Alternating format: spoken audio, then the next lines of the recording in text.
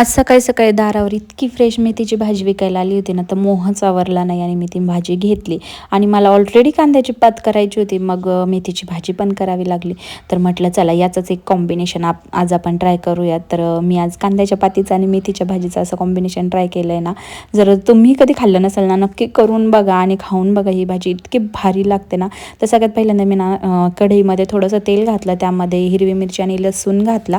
तो छान परतल्यानंतर त्यामध्ये कांद्याची पात घातली धुवून आणि ती पण छान परतवू दिली. आणि त्यानंतर मग त्यामध्ये मेथीची भाजी घातली आणि झाकण ठेवून त्याला असं वाफवून घेतलं. आणि भाजी वाफवून झाल्यानंतर त्यामध्ये शेंगदाण्याचा कूट घातलं, तो पण थोडासा ओबडधोबड, आणि मीठ ऑलरेडी घातलं होतं मी. आणि खरंच सांगते, मोठ्या मोठ्या हॉटेलच्या सुद्धा भाज्या फिक्या पडतील ह्या भाजी समोर.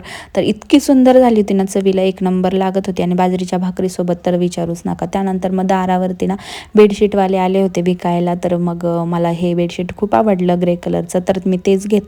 तर डबल बेडचं आहे, पण खूप जास्त मोठं आलं. आणि त्याच्याबरोबरच मी कुशन कवर पण घेतले त्यांच्याकडनं. आणि त्यानंतर शुभमच्या इथं आले होते आणि त्यांनी बघा हे आता परत रुखवतासाठी हे ऑर्डर केलं आहे. तर त्याला ना ह्याच्यात पाणीपुरीचे स्टॉल लावायचे असं तो म्हटला. तर बघूया आपण, त्याने पाणीपुरी वगैरे ते पण ऑर्डर केलेलं आहे. तर ते आल्यावर तुम्हाला दाखवीनच. तर त्या अगोदर ना इथं बघा मस्त सुवासनींचा सेटअप रेडी झालेला आहे. म्हणजे सुवासनी जेवायला बसतात ते सेटअप, आणि त्यांच्या मांडीवर ना एक छोटंसं बेबी पण दिलं आहे त्यांनी. आणि हे सगळे आम्ही बनवलेले ताटंसुद्धा ठेवलेत.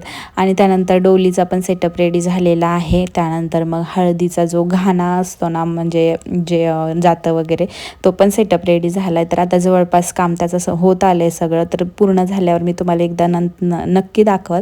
त्यानंतर मग घरी आले, संध्याकाळची दिवाबत्ती वगैरे करून घेतली. तर हा ना नुसता माझ्या मागं लुटूपुटू चालूच असतं याचं. तर मी जे करते सगळ्या गोष्टींना कॉपी करतो. तर आता मी इथे संध्याकाळचं तुळशीचं दिवाबत्ती वगैरे करून घेतली.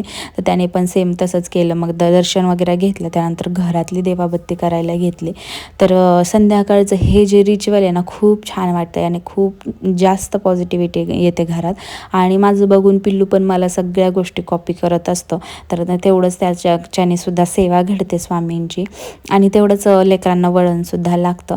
त्यानंतर मग सगळं देवपूजा वगैरे आवरली. मग मी ना आज ना यायला उशीर होणार होता आणि ते जेवण करूनच येणार होते. तर म्हटलं आता बसून तरी काय करावं, म्हणून मग मी ना हे समोरच्या शोकेसमधले कपाटे ना ते आवरायला घेतले.